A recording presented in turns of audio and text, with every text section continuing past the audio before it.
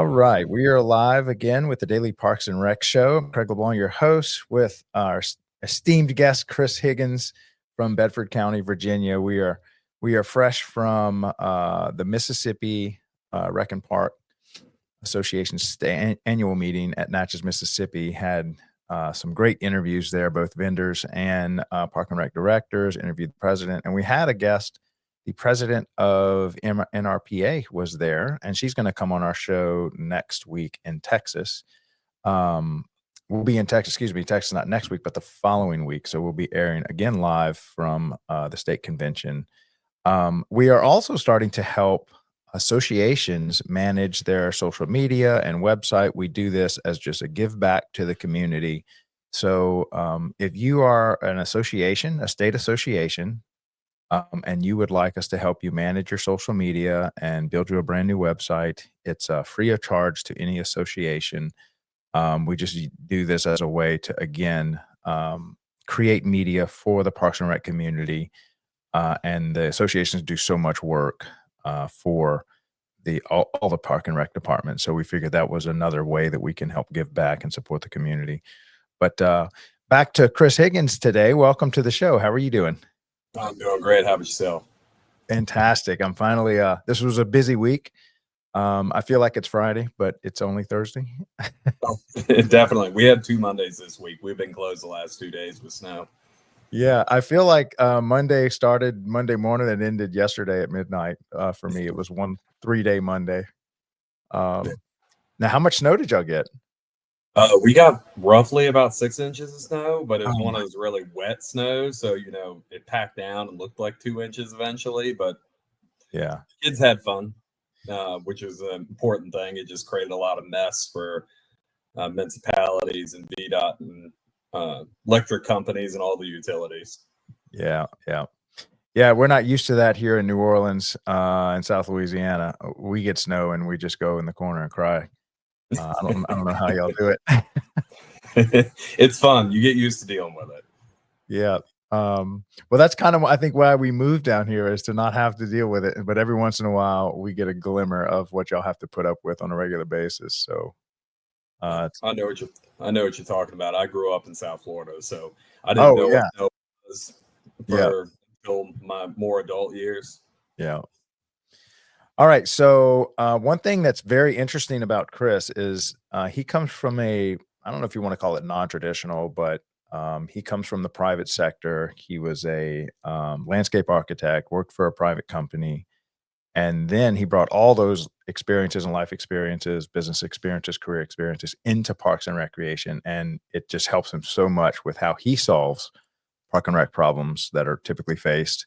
And he is known for being able to, has a reputation for turning things around. I know a lot of Parks and Rec departments end up being neglected, and that is your day one. You get a great job at a Park and Rec department that just needed a lot of work, needed a lot of help. And so usually the first few years is you doing what Chris has done successfully, which is turn your Parks and Rec department around. And I love how he thinks with his whole career, which is a little bit different take. And that's one of the reasons I wanted to have him on the show, to kind of share how he worked through his processes.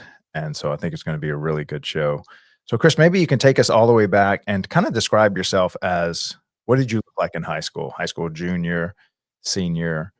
Who were you? Sports students? Which subjects did you like? And we have a lot of high schoolers that are kind of paying attention to our show.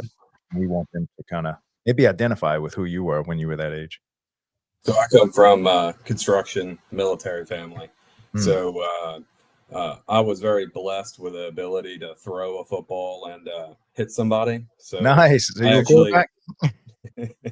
So I had a scholarship to I come from South Florida. I was recruited and I got a scholarship to one of the better prep schools in the nation that had a pretty great football program. I played with, I believe, 6 or 7 past NFL players when I was in high school, and I was able to get a scholarship and great education behind it due to my abilities. And I never really thought about it until years later. I grew up in Parks and Recreation, and that's where I got that ability. and learn from all the volunteers that do everything every day. Of course, the staff members at Parks and Recreation, I wouldn't have gotten that without those programs, because I did not come from a family that was very well to do. Actually lost my father when I was a child, so grew up in a single family home, or a single parent home. But so I did my later high school years up in Virginia, because of course we moved here when I received a scholarship, and then proceeded on to Virginia Tech. I was following a little bit different than my family. They do a lot of construction, road construction, building construction. I'm the first landscape architect in the family. So we have a little bit of everyone from civil engineers to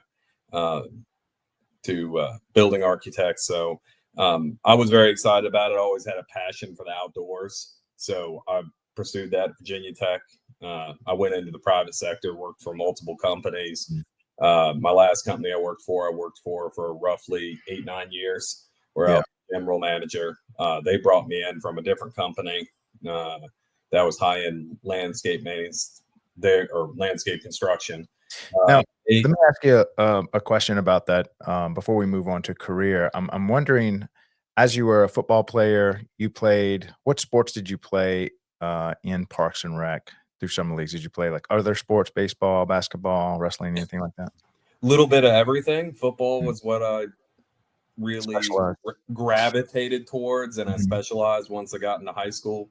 I even tried lacrosse in high school, because in South Florida we don't know what lacrosse is. Right.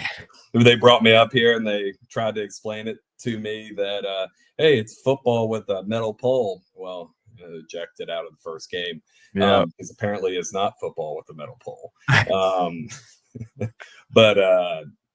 So I played a little bit of everything from basketball, soccer, baseball. And the reason I'm asking is one of the companies, or I guess you should say organizations, we're very close to getting a sponsorship deal from the Atlanta Braves, because they're investing a lot into league ball. And they're saying that this is the professional baseball players are saying that it's not good for a child to just play nothing but one sport. They get burnout, they can get injured, and that nearly every professional baseball player grew up playing all kinds of sports: tennis, swimming, gymnastics, football, and baseball was just one of them that they excelled at. But having that variety was a common denominator of all pro players. So that's why they're actually investing a lot into these community leagues and kind of pulling a little bit away from travel ball and stuff like that. And I will tell you, I know a NFL legend son that I played with, and I don't know if he'd like me to share this, so I won't say his name. But of course, him and his brother played in the NFL, and his dad was a NFL Hall of Famer, and I stood behind him in high school as a outside linebacker. He actually did gymnastics.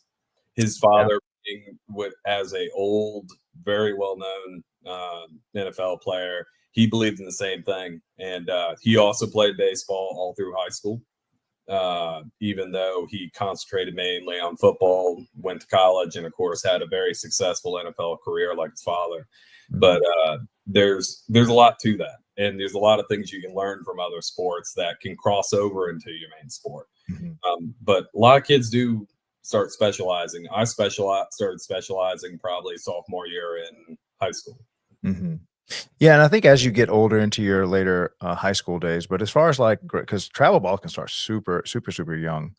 But in those early, fourth through eighth grade, maybe in freshman year, having a variety of sports. And I think this can also speak to your career path, because now you're sitting down professionally as a Park and Rec director, but look at your career path, how diverse it has been and how that's helped you. And I think sports is kind of the same thing. It brings different perspective from career to sports. And I'm a firm believer that there's things you can't learn just in your career. You have to gang things from all over the place. And that's why I'm a firm believer in recreational sports, because kids learn teamwork. They learn life skills, how to deal with other people, conflict resolution, and they're all doing it while they're having fun. Yeah. I mean, you can't. They're learning it while having fun. It's like they're learning something and being almost like tricked into doing it. Because this is, of course, what 8-year-old wants to learn conflict resolution or teamwork, right? By sitting in hey, this is what you need to do. No, they learn it automatically because they have to. They're thrown into it. It's immersion. I love that message, Chris. Say more about that. That is a powerful, powerful message. Yeah, and it's so important to a well-rounded development, because you see these people. I'll talk about my brother. My brother is a genius. He has 5 bachelor's degrees, 2 master's degrees, and a PhD in biochemical engineering.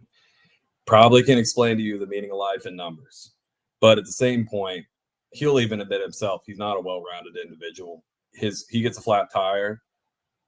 He has no idea how to change it. He has to call somebody. His car pops a light. He has no idea what to do. He calls somebody. And so you don't always have to be the best at anything. But when you have a lot more skills and these kids are able to learn a lot more skills, or at least be given the opportunity to learn them, or at least exposed to these different opportunities, it's going to create a more well-rounded individual. And that is going to open a lot more doors in life for them. And of course, you can specialize one day. But it would be nice if you could do all these other things. And I know as a person that has jumped around in my career, that I fall back on things that I would have never thought when I was doing it. I would use it in a completely different context, a different place. Right. Let's stay on this point for a little bit, because kind of a controversial figure today. But one of his superpowers that I've read about, if you study the life of Elon Musk and how he has multiple disciplines behind him, so he goes really deep. And I'll give you one example. He's got Tesla, where he's gotten to be one of the best manufacturers of mass manufacture. And you could say that the automotive industry is the world's best at making a lot of things. And then you've got space travel, which is SpaceX, the discipline of taking material science that can withstand re-entry and the vacuum of space and the rigors of going through 17,000 miles an hour through the atmosphere. So 2 totally different. But now that you've got the brain of a manufacturer thinking about rockets, they deploy a lot of manufacturing techniques that you'd never find in a space industry, because you're not trying to mass produce rockets in rocket travel. And then you never get the material science depth in car manufacturing. So having multiple disciplines, multiple sports, multiple careers, you always learn stuff in one that you'd have never learned in another, but you can kind of cross-pollinate. And that's where invention happens. And that's why I love your story, is because typically a straight Parks and Rec director that came right out of high school into college Parks and Rec and then into Parks and Rec would never discover what you would have had to learn in landscape management, working for private industry. And that's why you're so innovative, because you have all this new knowledge that most people don't have in a single path. Yeah, no, I 100% agree. And it's allowed me to do a lot of creative things and take multiple perspectives, because I, of course, have a perspective as a government executive all the way to a private sector thinking, which is completely different. I don't have an MPA, I have an MBA that I received while I was still in the private sector, and they're very similar. But one way to look at the big differences from running a company to running a government organization is just look at the MBA and the MPA's classes. They're the same, but they have a different perspective of looking at things. So I personally feel that I have the perspective as a business, which helps me a lot with funding, which is a huge problem in Parks and Recreation, and being creative with that. Let's talk about you have any specific examples we can kind of give the audience that you're talking about, as Or Well, they're similar, but what are the differences that you're seeing? with the MPA, you're looking at government, like a government accounting, and with the MBA, you're looking at business accounting. They're completely different. They're very similar, but they have different methods. To give you a big example of difference between a government and a private company has either an owner or a board or stock holders that are looking for profits and cost control to be able to create those profits and the way you do things. Government entity doesn't really, they do care about cost control and being responsible with resources, but they're not looking to turn a profit. They're looking how they can help the people that are paying tax dollars.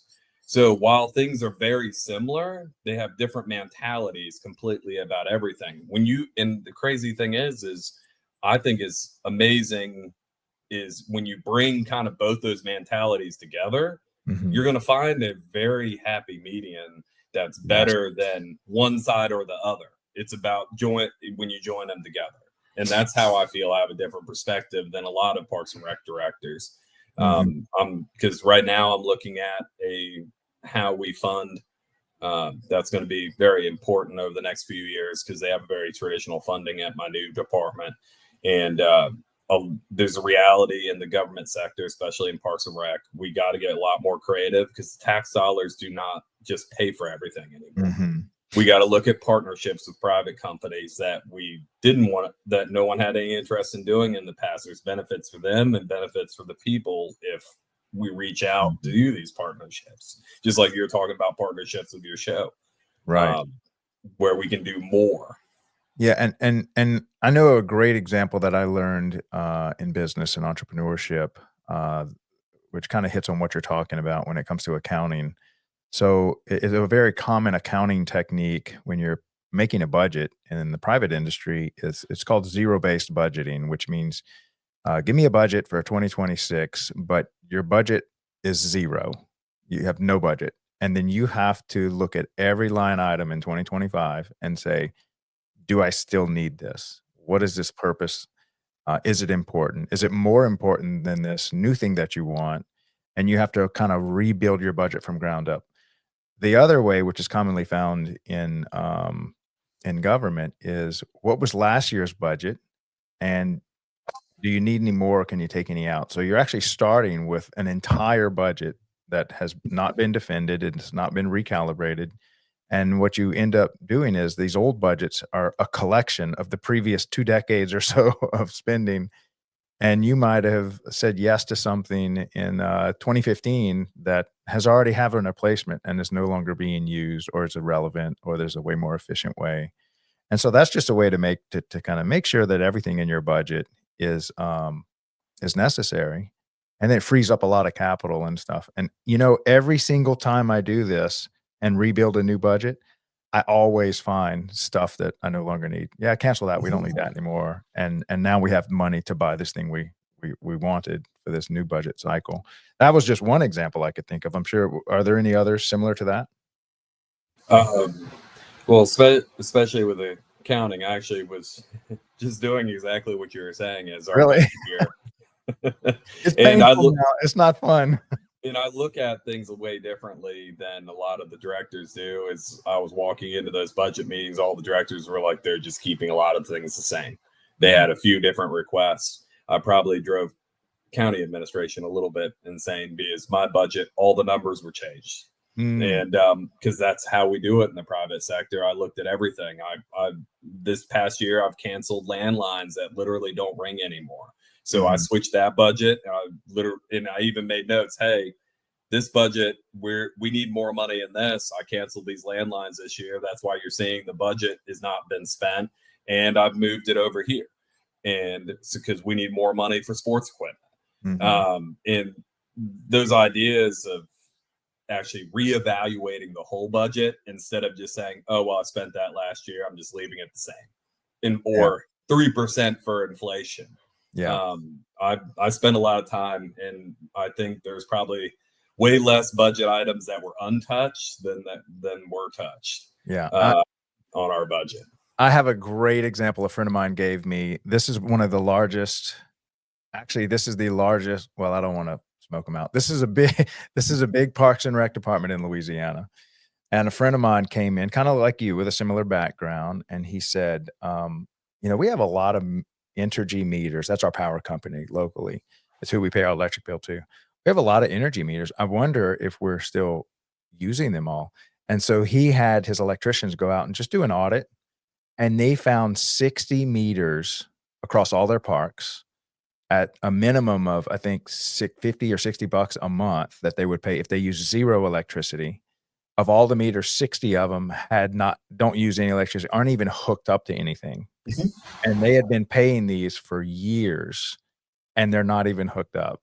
Yep. So, had he not gone and made the electrician go say, "Okay, yeah, that one's hooked up to the lights. We use that one. Okay, keep that one on. Oh, look at this one. It's not even hooked up to anything. Call Energy and cancel it." And they had just been wasting money, just throwing it away. And I don't know of any system, private or public, that you're always gonna find things like that. Yeah. And sometimes just focusing and taking off the small chunks that you can and coming up with the creative ideas to be able to look into the way. But there is a lot of mentality in the public sector of this is how it's done Yeah. instead. And that's why I'm really loving the Bedford County and the new municipality. We have a really forward looking group of executives here, which there's a lot of this is how it's been done for however long. Mhm. But my bosses are incredibly open to new ideas. Yeah. And maybe we've done it this way. What ideas you have to improve it?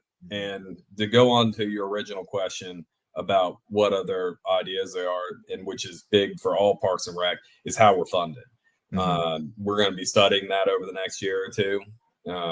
And a lot of very progressive Parks and Rec departments have gone to partial enterprise budgets, which is basically using revenues instead of, a lot of people say, go into the black hole in What is government. that But an actually, enterprise budget? I'm not familiar with that well, definition. enterprise budgets have been something that a lot of utilities have gone to, like water authorities, where instead of being dependent on tax dollars, they actually use the fees they collect to fund themselves. Oh,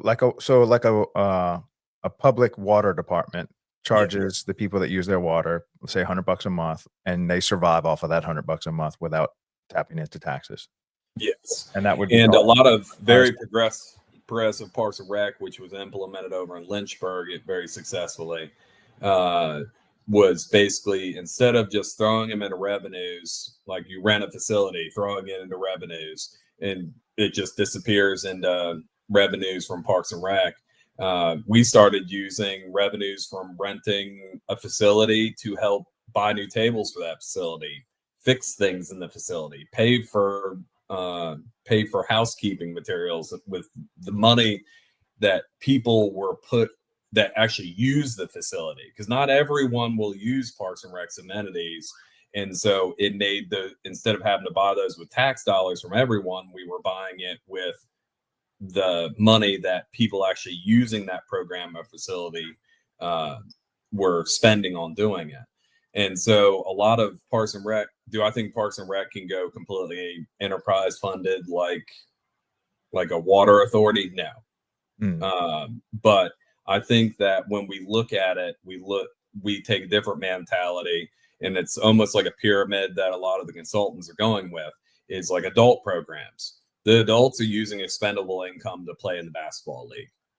They're going to be charged a lot more than a child for Right. services and whatnot. So you look at it comes the pyramid of funding, but also then turning around and using the funding to put in programs. Programs really profitable. It can fund a program for special needs kids where you don't want to charge them very much because they're a population that needs to be protected and have better access to programs. Yeah. So it's complicated, and I did a lot with it in Lynchburg, and it's being done by a lot of the big Parks and Rec agencies. of this kind of hybrid model of who gets the funding from tax dollars and who's less supplemented by tax dollars, and also using the revenue that's coming in to take the burden off of all taxpayers. Yeah, and I can give you a great example. A friend of mine was the park and rec director of Eureka Springs. If you haven't been, it's a gorgeous little town up in North Arkansas. And I forget how long ago they inherited this lake, and it was literally just an old dam, an old reservoir, very small one. And as he started he had a background similar to yours, and he started putting up these little like mini homes as cabins that you could rent.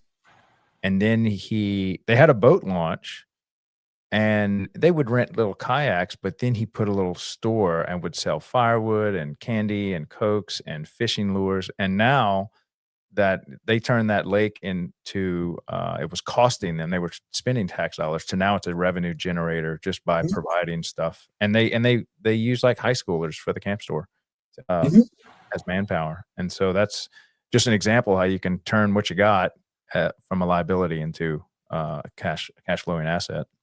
And you can bring in tourism that way, which helps local businesses. Mm-hmm. It's all about looking, in my perspective, is looking at how we can help the community and use our resources the best way. We don't have a campground, but the county is one of the most beautiful counties in Southwest Virginia, right up against the Blue Ridge Mountains. We're actually looking at putting in a campground because it's going to help local businesses, because we have a deficit.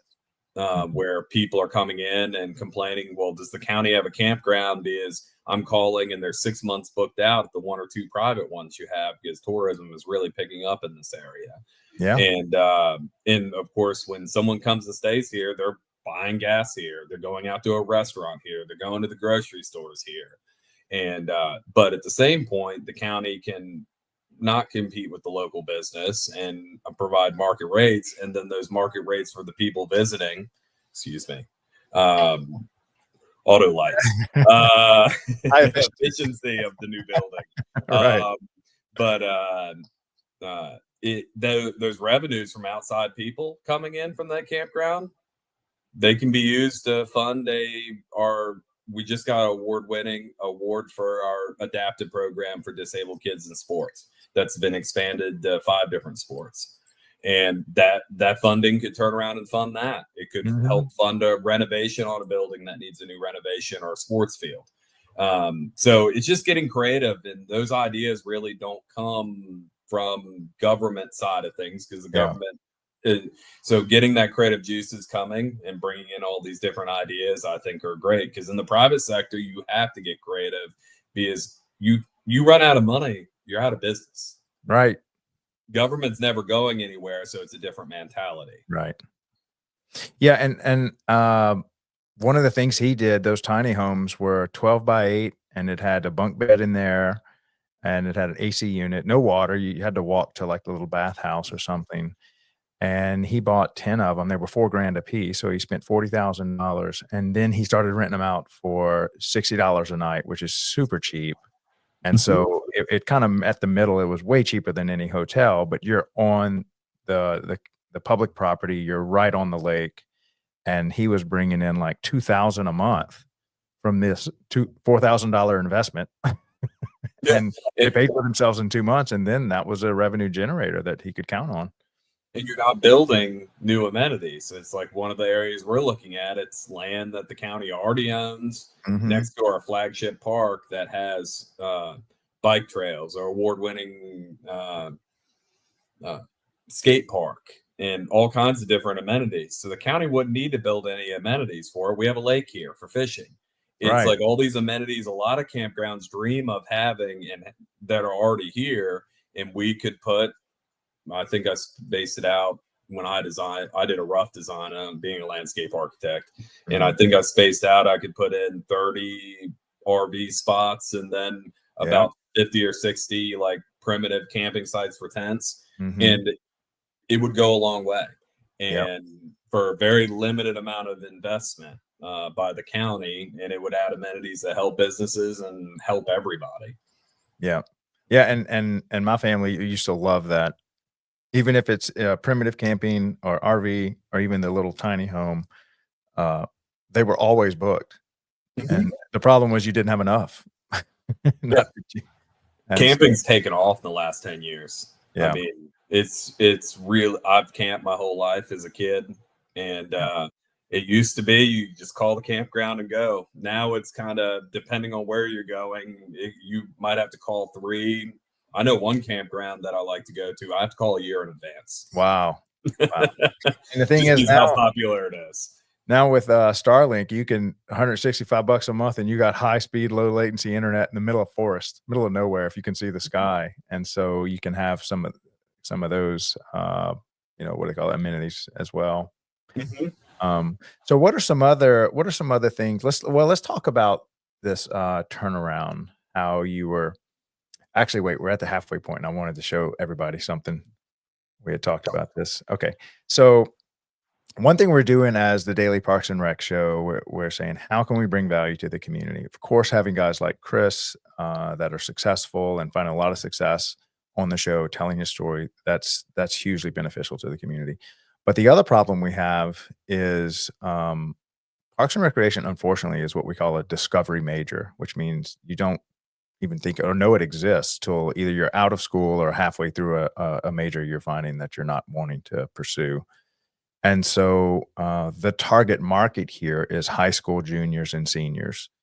And fortunately, there is not a better positioned industry than Parks and Recreation to talk to this age group because, and I didn't know this, Parks and Recreation is typically the largest employer of high schoolers in almost all communities because they're looking for lifeguards, camp counselors, grass cutters, concession stand workers, and there's an orientation period right before you start where you tell them, okay, here's what you got to know to work for the city. And so you can press play on this 60-second video that can maybe plant a seed in a high school junior to consider Parks and Recreation as a degree when they're getting these great life experiences that both me and Chris and a lot of people have gotten inside Parks and Rec, but they never think that I could be what Chris is doing right now. And so we had a competition with 6 of our very talented full-time content creators. And we said, make a video that Park and Rec directors can press play during orientation. And they're all uploaded to YouTube. So if you go to our YouTube channel, you can see them, use them. You don't need permission. I'm giving you permission right now to use anything you find on our channel. So anyway, we're going to play this one. This is one of the longer ones. It's about 2 minutes. And then we'll come back and finish it up with Chris. All right, here you go. Your career, your community, your legacy. Welcome to the Daily Parks and Recreation Show. Today, we're diving into one of the most rewarding and impactful career paths out there, Parks and Recreation. Are you unsure about your career path? Don't worry, we've all been there. But here's a thought.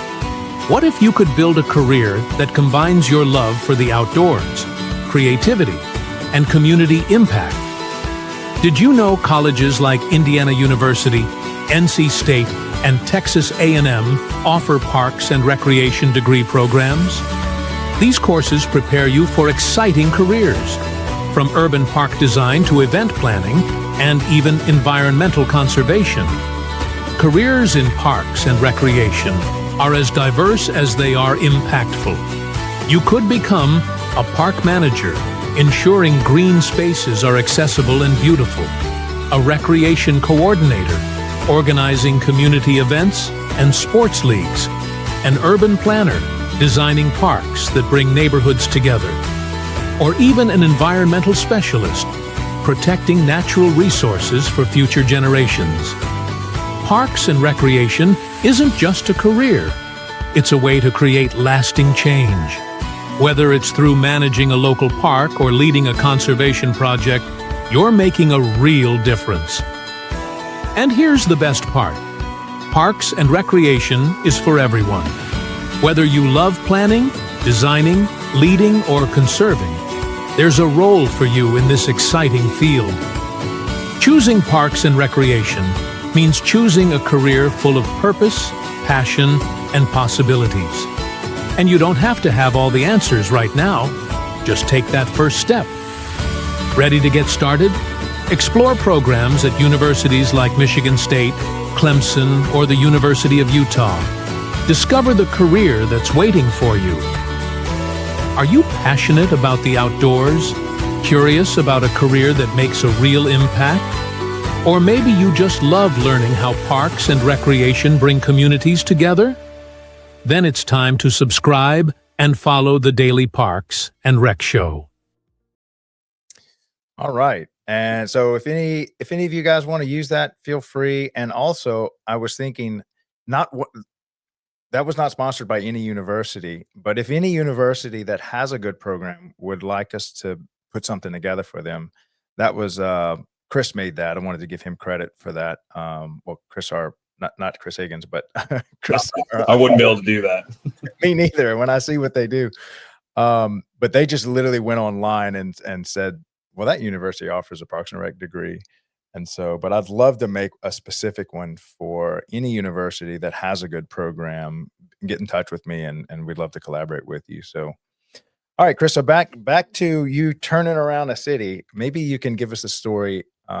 What did it look like when you showed up, and what changes have you made, and kind of where are you going?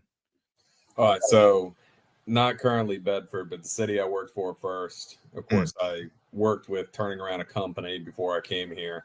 And so I came there. I was hired or appointed, over at the city of Lynchburg, which is nearby, city of about 85,000.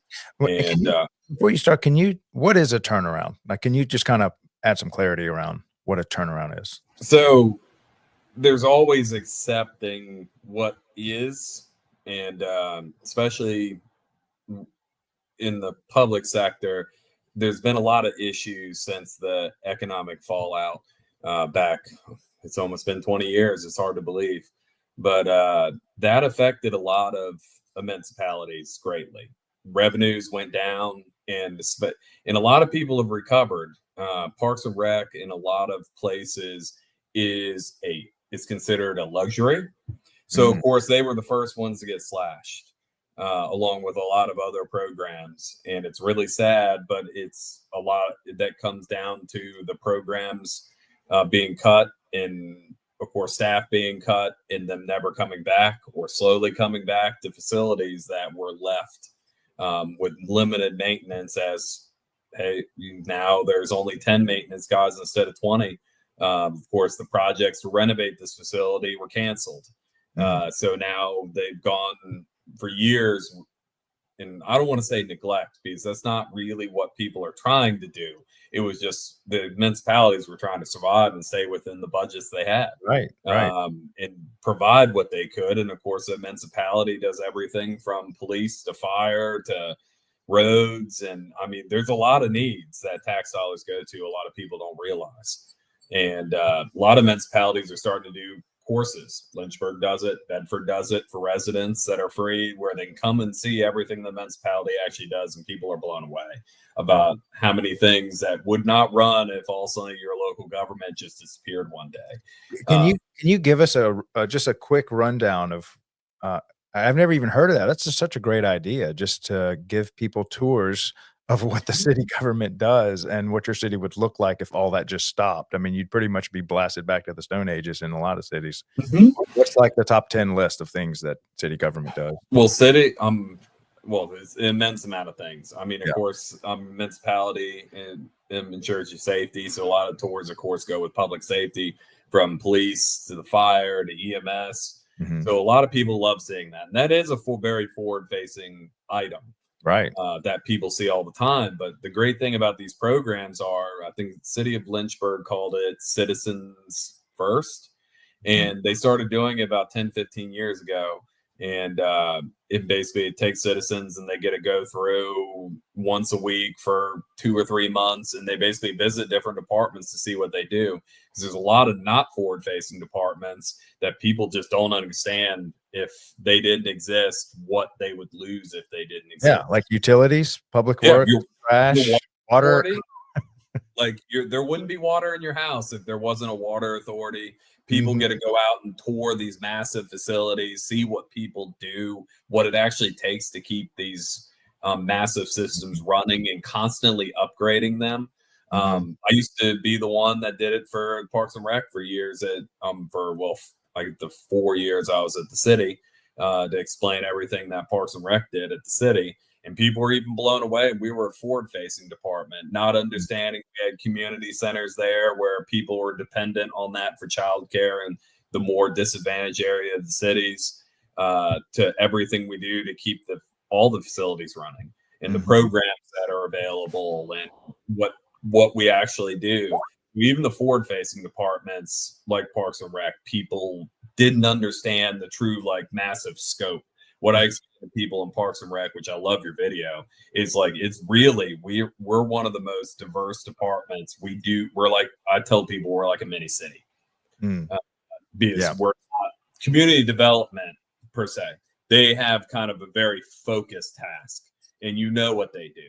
Parks and Rec, I have somebody that's doing senior programming, IT, all the way to guys that are building a disc golf course right now, or making sure that the roof is still good on a building. Administrative staff paying bills, project managers doing construction projects, environmentalists that are making sure that all the green spaces that we have are doing well. It's huge. We have a huge list. We do. Yeah. And I guess here's a framework for, I guess we're all citizens, but citizens don't work for in the public sector. When you're on your physical property, you're in charge of with your laundry, keeping your car clean, what goes on inside your house, your swimming pool, whatever. But the second you step off your property, you're in the public domain. And that's the sidewalk, the streets, a limb falling in the street, electricity, traffic, parks. And these are common problems, common opportunities. And many of these people like Chris are running farmers markets, graveyards, not just the swimming pools, baseball fields. They're keeping street lights on, traffic signals. And so pretty much everything outside privately owned property is in your domain to keep things going. And so unless you just want to step into a hostile area outside your property, then you need someone that's assigned what the public shares, what the community shares to travel on, to make it safe. And then, parks and green spaces to keep our cities beautiful. And then even the programs that are offered to children for youth sports and the elderly for having their programming. And Chris is the minds that are thinking about all this. So what was the name of that program? You said it was, what was the title? They said that you showcased the city. I believe it's called Citizens First Academy. And a lot of municipalities are moving to it. Bedford has started one. I can't remember what it exactly is called, because we just had and theirs is more geared towards high school students instead of the citizens. And they'll have some citizens in it so they can see local government and career opportunities in government. So they go around all the departments. They were just here, I believe, 3 weeks ago. But it's showing people, because people don't realize government disappeared. Biggest example is all that trash you put on your curb every week just would start building up. The streets, the potholes would just start caving in. Water wouldn't come to the house. But we were talking about turnaround.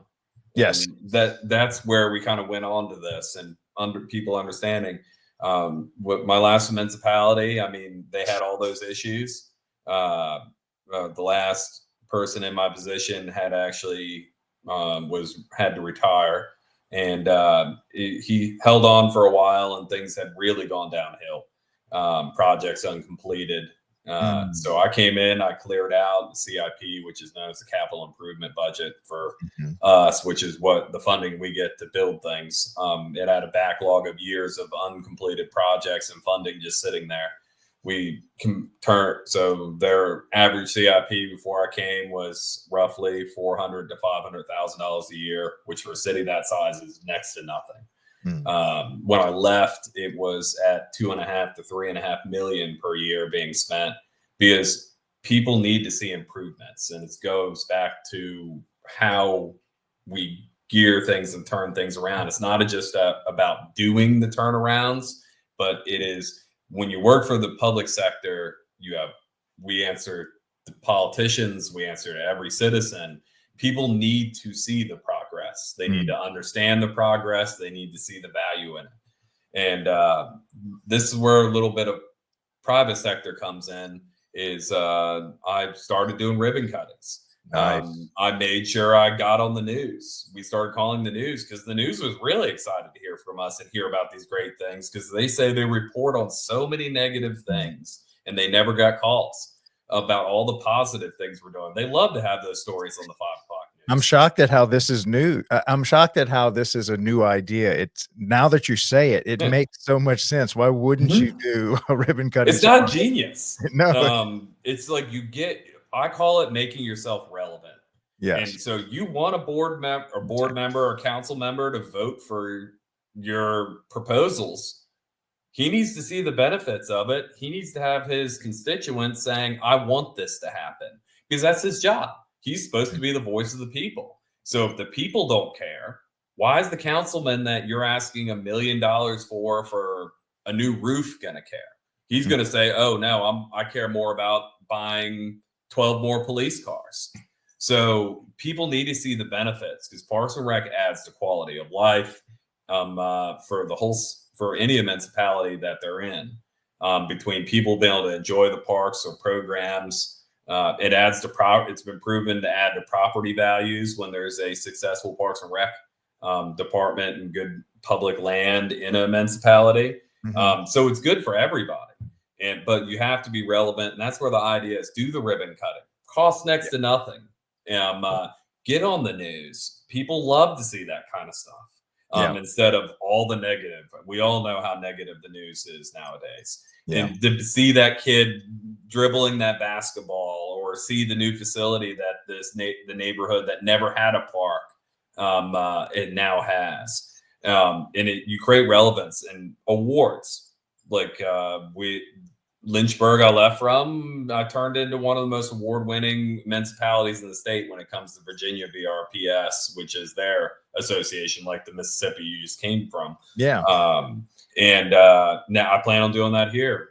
Bedford just got its first award in maybe ever, or at least in the last decade, because they just didn't apply for them. We got it then that turnaround at snowballs. The news started picking up about our adaptive program for disabled kids playing sports. There's very little of that in Southwest Virginia. So the news loved it. So now we have people asking, how can I sponsor this? Oh, we want to build this facility for them. But if people don't know the needs there, they don't appreciate it, and they don't see the value in it, it'll never be funded. Yeah. I love this. Okay. So I want you to help me do something. We're gonna take this and run with it. Just like that 2-minute video you saw, I was sitting there saying, I heard the problem. The problem was, and I'd never heard this term before, discovery major. But as it was explained to me, like, well, that makes perfect sense. What can we do? How do we make a video? So then I described the problem and the video I wanted to 6 video creators. And I said, make me a 1 to 3 minute video. And I just described the problem. So imagine that you have 6 video content creators in front of you, and you're all right, guys, here's the mission. I want you to create me a video that 2 to 3 minute video that explains the value of Parks and Recreation.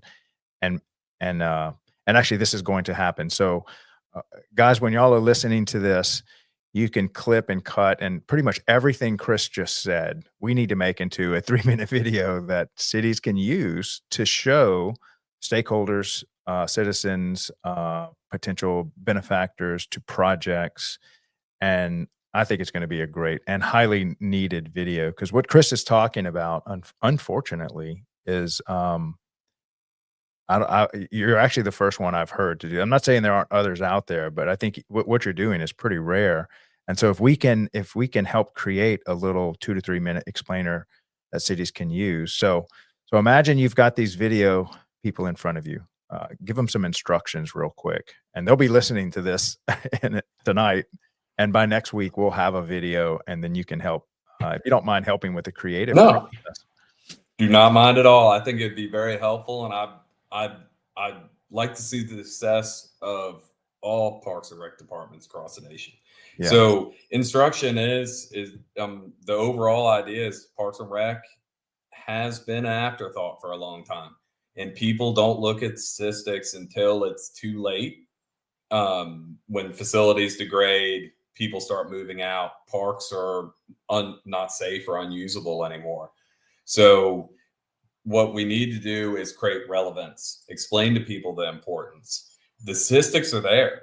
Property value statistics when there is a park up the street, wellness statistics for people when there is like the NRPA's 5-minute walk initiative in cities where everyone should be able to, in 5 minutes, be able to walk to a park or a recreational facility that they can use that's free.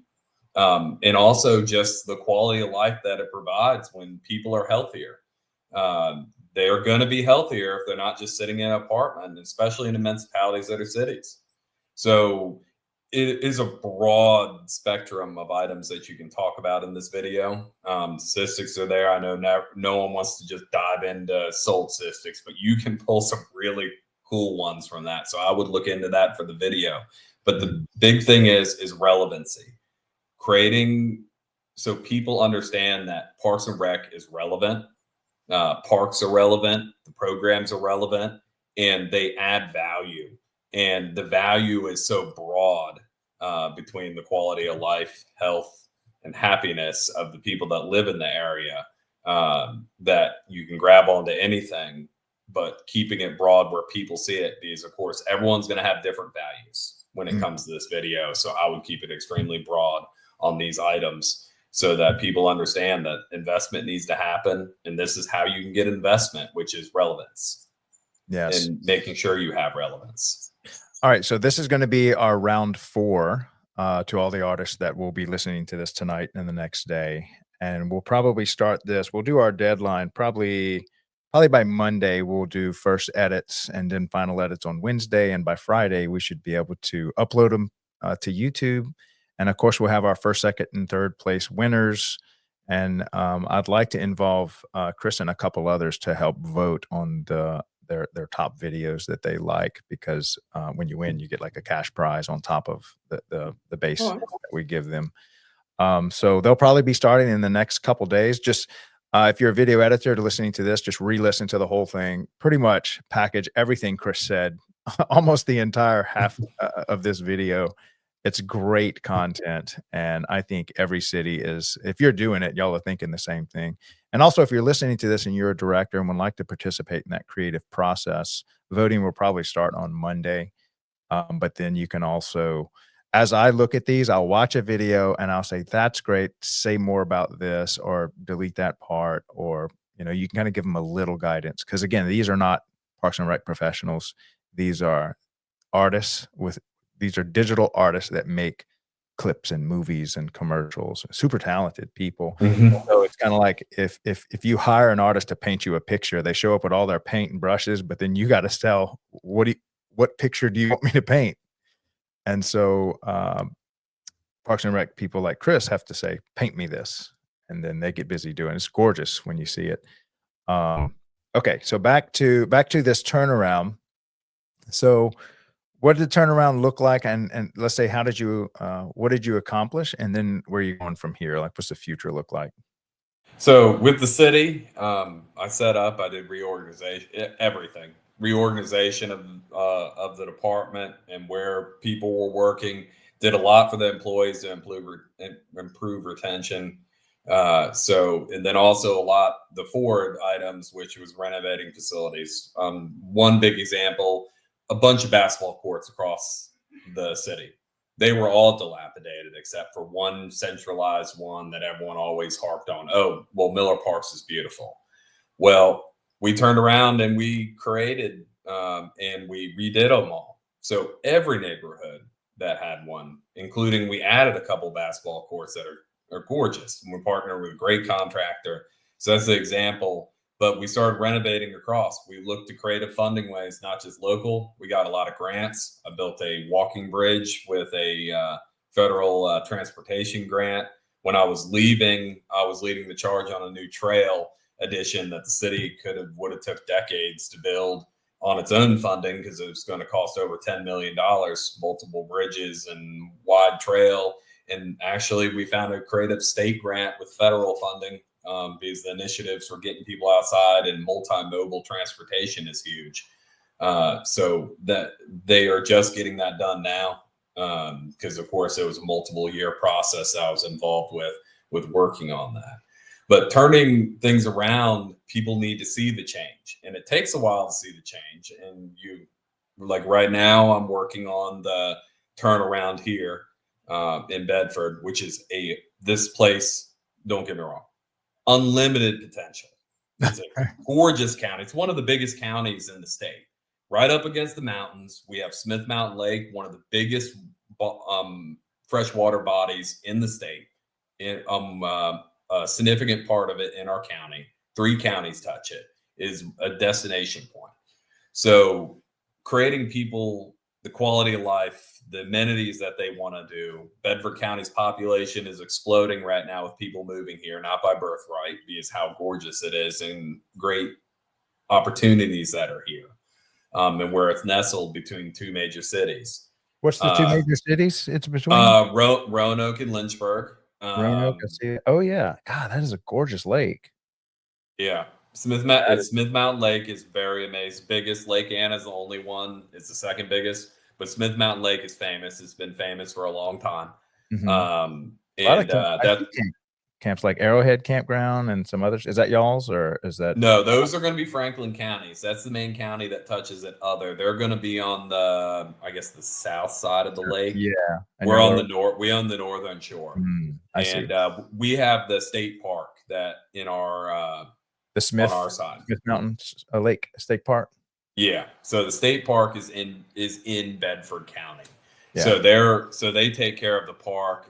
Franklin County has a park on the lake shore, but it's a county park. We have the state park on our side. So there's a lot going on here, and people are seeing the movement. I mean, I sometimes I've been beat up a little bit in media because people are like, new director, what is he going to do? They're impatient, but at the same point, a lot of people are starting to catch on to a lot of the changes I'm making, because we're not a private company. We can't turn on a dime. We don't have unlimited funding. But I'm very excited. This year, the Parks and Rec will have its first 5-year capital improvement plan submitted. That at least it's had in over a decade, where people are going to see the progress that's coming. I think the board is very excited and very supportive of improving what we have and getting things right, just because they need to be made right. And once we do that, we're going to look at expansion. Yeah. The population's here. Yeah.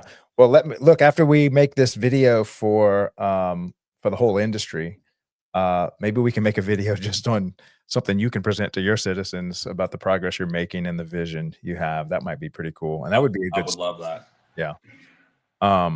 Man, that was the fastest hour I think I've ever had. I want to talk so much more. Maybe we can do this again, because I'd love to get the update. And, an idea came to me that I don't know what your week looked like next week, but maybe we can critique the videos live. So I can tell you what I do. I'll show you. This is one video. So I'll just press play on this just for the first few seconds. Welcome to the Daily Parks and Rec Show. Today, we'll discuss how Parks and Recreation improve the well-being of our communities. These spaces promote healthy living. So I would just watch a 1-minute video, and then I would just, let's see, that one was done by T. So that was Trixie. I would say, okay, Trixie, great job. I'd like you to lower the sound and I would just critique them. I would say more about the park system. That was a great image and I would just give them a 2 or 3 minute critique. And then I would go to the next one, and I would go to the next one. I would watch all 6 and then just give critiques. And then they would re-edit those in round 1 and stuff. But that would be awesome, I think, to do that kind of live for everyone to see how the process works and how to steer artists in the direction to help you tell your story. Because It's not that you don't have a story to tell, you just might not be a great storyteller because you're not an artist, a videographer, you're not a sound engineer, but you have the story in your head, in your life, in your career. You just need artists to come and help sing the song for you. Mhm. And so, I can, maybe we can pick one day that you're available at 11 and we could or really anytime we can just do it live. I think that would be good content for everyone to see Okay. how that because, and I think this is a big problem in Parks and Rec that we can help solve. Um, if you can tell a story, if you can display a need, show the relevance, people are more than willing to get engaged and to help. But forever we're stuck in this best kept secret category. And we really just got to get Parks and Rec out there and tell your story. So if we can be the storytelling mouthpiece of Parks and Rec, then the Daily Parks and Rec show will be fulfilling its mission. And I think this is a great place to start. The college thing was good, but man, what you're working on, I think, is even better. And you seem to have done it fairly successfully of just ribbon cutting ceremonies, getting the word out, showing relevance. And so now we can just maybe bolt on some content creators. And the great thing about video, 2 or 3 minute videos, you can text it, email it, put it on social media, put it on your website. It's an asset that can have a shelf life of, a decade. And then it's yours to use how you want for any future programs. So yeah, maybe we can chat offline about that, but I'd love to bring people into the creative process of, telling your story, informing your community of the value you provide, unbeknownst to them in most cases. Mhm. Um, It's it's like I was telling you. Sorry. Um, like I was telling you with the Citizens First for all the departments. mhm, I mean, a lot of people, I guess it's not taken for granted. It's just no knowledge. It's like that they just are used to the benefit until mhm. it disappears, Yeah, and they need to understand the benefit and appreciate the benefit and see it and understand it. Because I mean, how do you blame somebody if they just if something's been there their whole lives that they don't see what happens mhm, if it disappears, yeah, or they don't see the benefit of putting money towards improving it. yeah, So I think it's a great idea. I yeah. love what you're doing, so I'm more than happy to help any way I can. It reminds me of an old love song I grew up with by Otis Redding. It was, "You don't miss your water till your well runs dry." Mhm. And and believe me, if the local government well runs dry, you will miss your water. Literally, your Mhm. water might be shut off. You might not Yeah, it won't keep on running. and you'll have grass 6 feet high in your parks, and you won't be able to Mhm. enjoy them or run around. Well, this has been a blast, Chris. Thank you so much for coming on the show. I look forward to us collaborating maybe next week if you have some time to really do something special for the industry, and have you back on the show. All Um, right, sounds good to me. Fantastic. Well, I appreciate you stopping by, and I'll touch base with you next week. All right, have a good one. All right, take care. Okay, so thank you so much, Chris, for coming on the show. When I interviewed him as a pre-show prep kind of thing, and I was hearing his story of how he turned things around, and some people just have a knack. It's and maybe Chris was born with this. But some people just love to get in and organize and problem solve and get a team reinvigorated and remotivated, and some people are just built like that. And I think Chris is one of those special people that kind of is like that. He loves a challenge, and this could be a very Parks and Rec thing to do as well. But Chris is doing a great job with his city, and I love how he brings in both the private sector and multidisciplinary thoughts.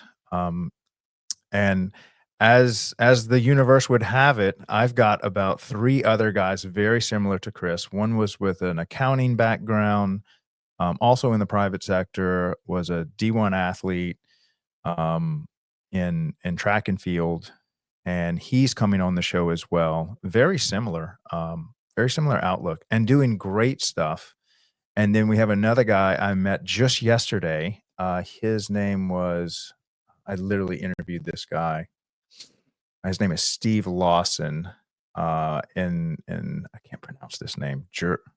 Jurupa, California. It's a special district, similar background, where these guys are bringing in just a lot of great ideas that I think if we just can capture the story of what they're doing in their cities, and we can add our artistic team and our very talented team, capture a 2, 3, 4 minute story, and then just blast it out through our social media and on our YouTube channel, so that cities can say, "Hey, look what's going on. Um, look what Chris is doing in Bedford County, Virginia, and we can do the same thing for our city." And I promise you, everything Chris is doing for his 85,000 people, or if he were in a smaller town of 10,000 people, you're doing for your community. You're providing a baseball field that's cut, managed, there's not trash on it. You're putting together little league ball for little baseball teams for fifth graders. You're keeping the swimming pool going. You're keeping the farmer's market going. You're keeping the graveyard trimmed.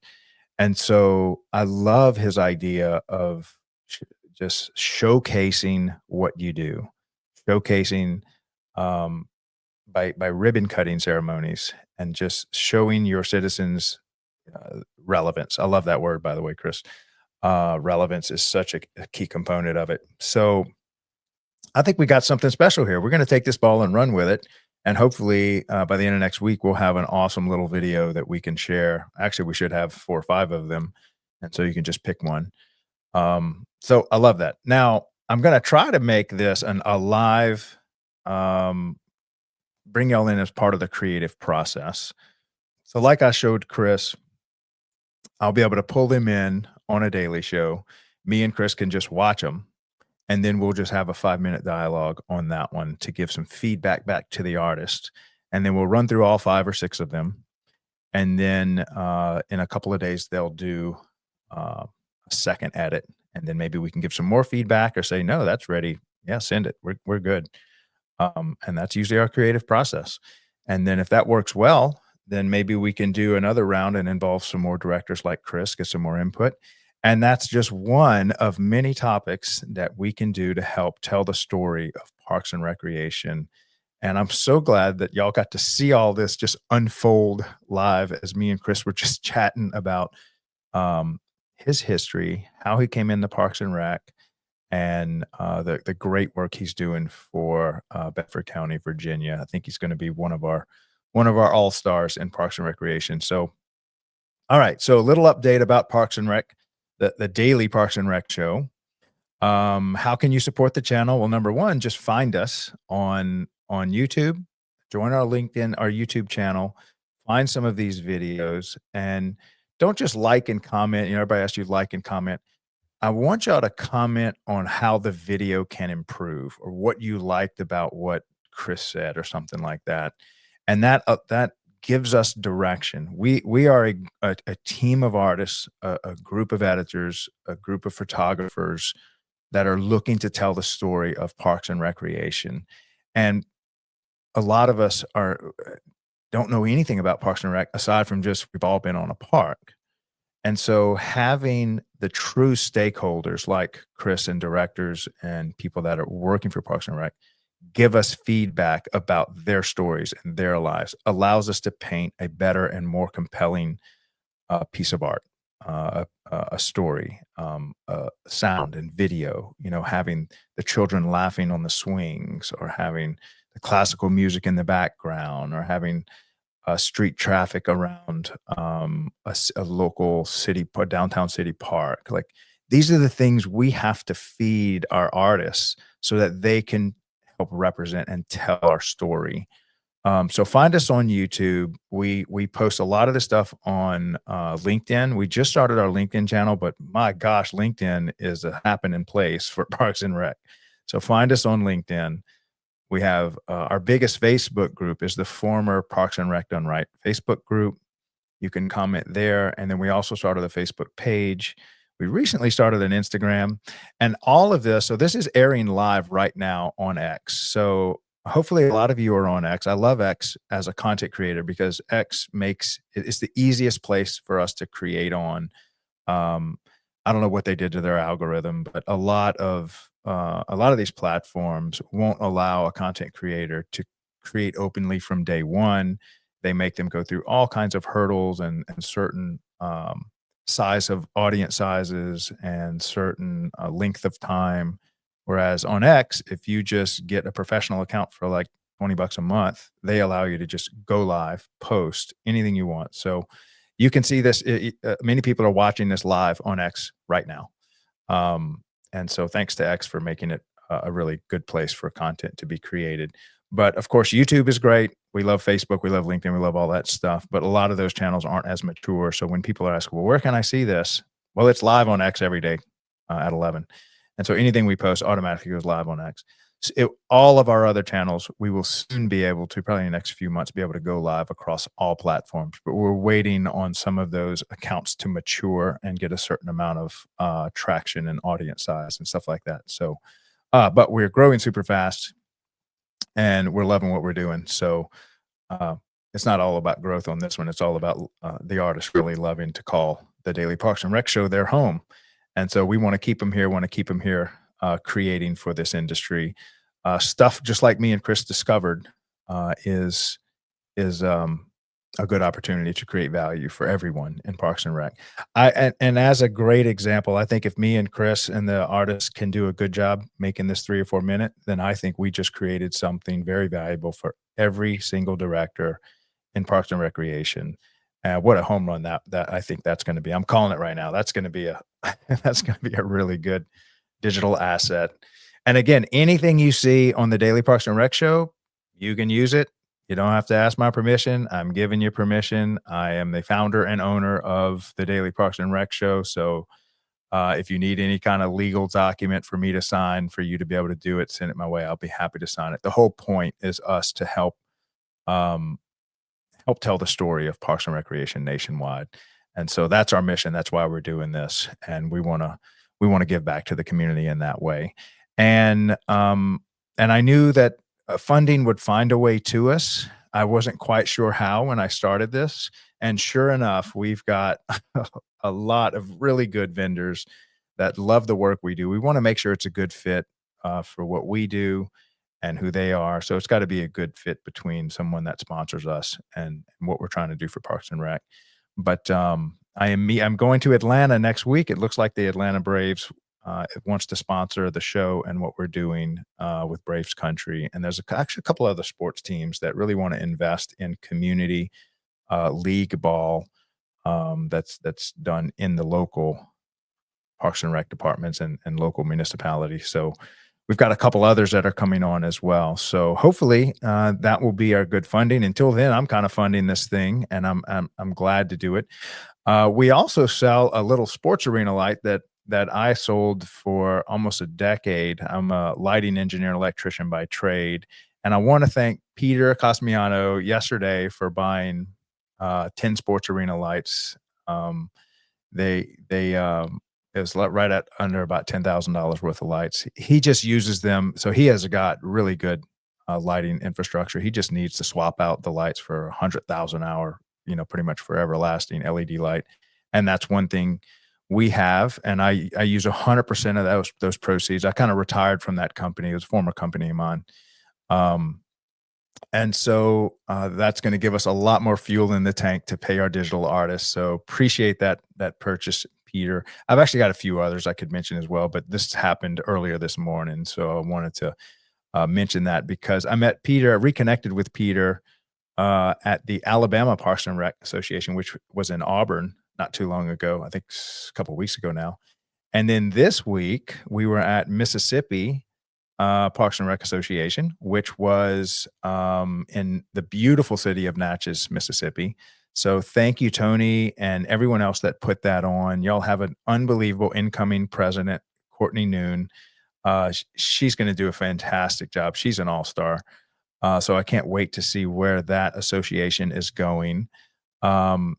And in 2 weeks, we're going to be at TRAPS, the Texas Parks and Rec Recreation and Parks Association or Society.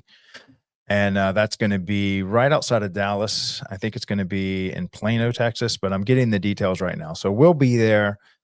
please stop by and say hello. Consider jumping on and telling us what's going on in your park system for 5 minutes.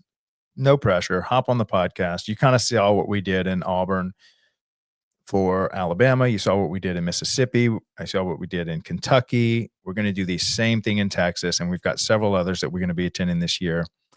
And lastly, if you are an association, this goes out to all state associations, and you are putting on these annual events, and you're, if you need help with your social media, managing your social media, if you need an explainer video, if you need a new website, we're going to do this for all state associations. It's kind of a first come, first serve. So we don't have unlimited capacity, but we could probably do 5 to 10 right now, give you a refreshed website, a good social media presence. And I'll assign one of our social media managers to you, maybe halftime, to help grow your local community, to grow your state organization, because these state associations are so important, I think, to Parks and Rec directors coming together once a year outside their cities, outside their jobs, and connecting with other directors connecting with directors. But it's not just for directors. Like these directors usually bring 3 or 4 of their people, either a superintendent or someone in programming, and they learn so much. Like they put on so many educational things. And so I think that if we can put our time and talent as the Daily Parks and Rec Show anywhere, it's got to be in these state associations, because they do such good work. They are like lifting the heavy load of putting on these events and keeping our park systems connected with all these great ideas and wisdom that they share at these local annual events. So we will do this for you. I'm going to pitch to the board at Mississippi, and I've got several others that I'm close to, but please reach out to me if this is something you need help with.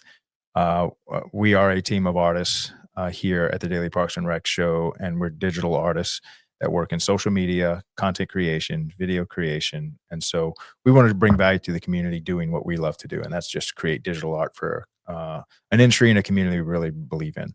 Okay, so I've gone way over for today's episode, but thank y'all so much. We're going to close out with another one of our videos, and this one was made by Chris also. Actually, yeah, I'll change another one later. I wanted to showcase some of our other ones as well. But anyway, thank y'all so much for attending. Again, check us out at Traps if you're going to be there in a couple of weeks. We'll be there live. We'll be airing our show live from Texas in 2 weeks. And so stop by and say hello. And we will see y'all again here tomorrow at 12 noon Eastern with the Daily Parks and Rec Show. Thanks a lot, guys. Y'all have an awesome day. Love you. Bye.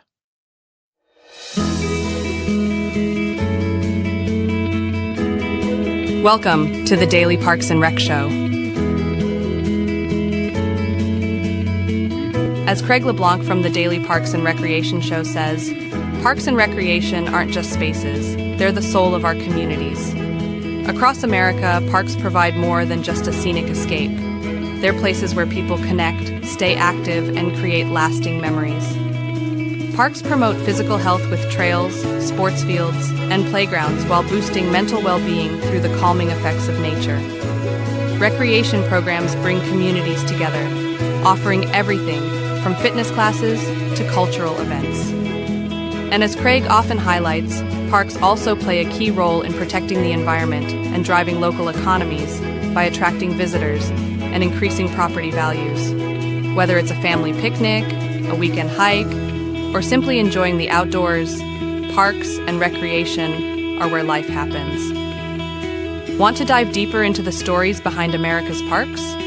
Tune in to the Daily Parks and Recreation Show with Craig LeBlanc for inspiring insights, tips, and updates about the spaces that bring us all together.